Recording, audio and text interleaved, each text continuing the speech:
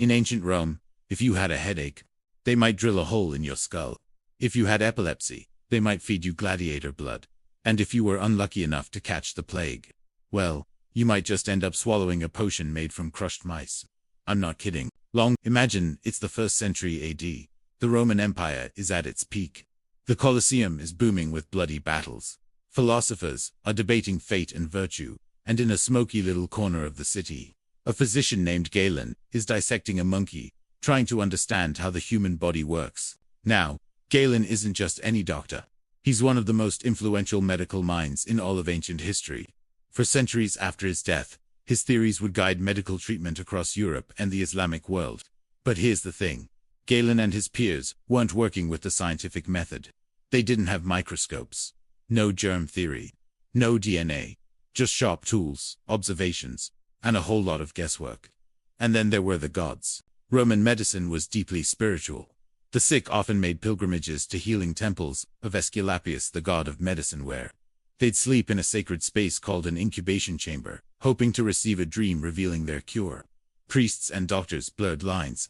Prayers and potions went hand in. But let's talk about the most important and weirdest concept they believed in. The 4 humors. If you've never heard of them, here's the crash course. 1. Blood. 2. Phlegm. 3. Yellow. Bile. 4. Black bile. According to Roman and Greek medicine, your health depended on balancing these 4 substances. Too much black bile, you're melancholic and prone to depression. Too much yellow bile, angry and feverish. The humoral theory would dominate Western medicine for nearly 2,000 years. To fix these imbalances, Roman doctors turned to extreme and, sometimes grotesque measures. They'd bleed you, purge you, starve you. They'd use leeches, enemas, and vomit-inducing herbs. Because to them, healing wasn't about comfort. It was about restoring order. No matter the cost. Medicine was also a status game. The elite hired private physicians, many of them Greek slaves, while the poor relied on street healers or apothecaries, who mixed treatments with astrology and magic. But even wealthy patients weren't safe from the madness. As you're about to see, nobody was. Let's talk treatments. If you walked into a Roman clinic with, say, a sore throat, you might be told to gargle with vinegar, drink goat's milk, or inhale smoke from burning herbs. Sounds mildly unpleasant, right? But what if you had epilepsy? Some Roman physicians believed epilepsy wasn't just a disease, it was divine punishment. The cure: drinking fresh, warm blood from a slain gladiator. Yes, a public execution was not just entertainment, it was medicine. Romans believed the life force, or anima, was strongest at the moment of death. Gladiators, strong, young, masculine, were seen as vessels of vitality. Consuming their blood or liver was believed to transfer strength and banish sickness. It gets worse. Got a fever? Some doctors recommended sleeping with a dead toad under your pillow. One recipe suggests crushing mice, mixing them with wine, and drinking it for stomach cramps. Toothache: burn the tooth of a pig and inhale the smoke. Hemorrhoids: how about placing a roasted onion up the rectum? No joke. And let's not forget the infamous urine therapy. Roman texts describe the use of urine, especially from young boys, as a disinfectant for wounds, and even as a mouthwash. That's right, as a dental rinse. Some believed it whitened teeth and cured gum disease. For eye problems, Galen himself prescribed a mixture of honey, lead, and sometimes, wait for it, crocodile dung. Many of these remedies weren't random. They came from centuries of observation, folklore, or symbolic logic. Crocodiles were seen as strong and hard to kill. Honey had antiseptic properties. Blood symbolized vitality. But combined, they made medicine that, by today's standards, borders on the grotesque. And yet, within all this weirdness, there were real medical breakthroughs happening too. Roman doctors performed cataract surgery using a needle. They used scalpels, forceps, and even early versions of surgical scissors. Battlefield medics stitched wounds, amputated limbs, and cauterized gashes with hot iron. But here's the chilling part. The line between cure and torture was razor thin, and that line would soon be crossed in horrific ways. Now let's talk about the darkest corners of Roman medicine, the parts they didn't brag about in scrolls or statues. One of the most disturbing practices was trepanation, drilling a hole into the skull to treat headaches, seizures, or mental illness. Without anesthesia, without sterilization, a Roman surgeon would cut open the scalp, scrape away bone, and hope not to kill the patient.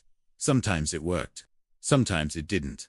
Then there were the live dissections. While dissection of human cadavers was banned for most Romans, the Emperor Herophilos in earlier Hellenistic Alexandria and later, under Roman rule, reportedly allowed the dissection of live criminals for scientific study. That's right. People were cut open alive in the name of anatomy. This wasn't common. But the fact that it ever happened shows how medicine could veer into madness when unchecked by ethics. Roman battlefield medicine also paints a brutal picture. Soldiers with shattered bones were often treated without proper sedation. Hot oil was poured into wounds. Limbs were amputated using saws. Survival was rare but not impossible. Women's health wasn't much better. Midwives, called obstetresses, operated in terrifying conditions. Childbirth was so dangerous that even emperors lost wives to complications. One Roman obstetric tula, long hook, was designed to remove a dead fetus from the womb, often causing the death of the mother as well. And remember those healing temples of Es. Some accounts suggest that not all miraculous cures were miracles. Temples used secret tunnels and whispering walls to trick patients into thinking the gods were speaking to them. Desperate people were manipulated, fed dream-inducing drugs, and told their illnesses had been cured, only to die days later. What's haunting is how sincerely the Romans believed in these cures. They weren't trying to be cruel. They were trying to save lives, with the only tools they had. But belief, when mixed with power and ignorance, can become something far more dangerous. Today, we look back and laugh at gasp at some of the things Roman physicians believed. But here's the haunting truth. Medicine is never really finished. What seems obvious and scientific to us today might one day look just as bizarre to future generations. Think about it. For nearly 2,000 years, people swore by Galen's humoral theory. It was written in books, taught in schools, and practiced by every physician worth their salt. If you were sick in the Middle Ages, a doctor would almost certainly blame your humors. Maybe you had too much blood and needed leeches. Maybe your black bile was overwhelming you and you needed a purge. The fact that this system lasted so long shows how deeply ideas, whether right or wrong, can root themselves in human culture. And while Roman medicine often veered into superstition, not everything they did was foolish. Their obsession with hygiene, for example, left a lasting mark. Public baths, aqueducts, and sewage systems helped reduce disease in ways people didn't fully understand. Their battlefield medicine, harsh as it was, laid the groundwork for surgical techniques that would evolve centuries later. Still, the darker practices lingered like shadows. Bloodletting continued into the Victorian era, sometimes killing patients faster than the disease itself. Trepanation, the drilling of skulls, is found across cultures throughout history and has even resurfaced in modern fringe communities who believe it expands consciousness. The idea that substances carry life force, whether it's gladiator blood or organ transplants, still echoes in how we think about vitality, even if the science behind it has changed. And then there's the psychology of it all. Romans turned to gods, magic, and strange rituals because illness was terrifying and unpredictable. In an age without antibiotics, without vaccines, without any real understanding of germs, people clung to whatever gave them hope. A charm around the neck, a potion made from crushed emeralds, or a whispered prayer. At a temple, all of these were attempts to bring order to chaos.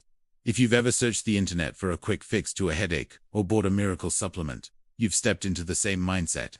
But perhaps the most enduring Roman legacy is the tension between healing and harm. Their doctors walked a fine line between help and horror.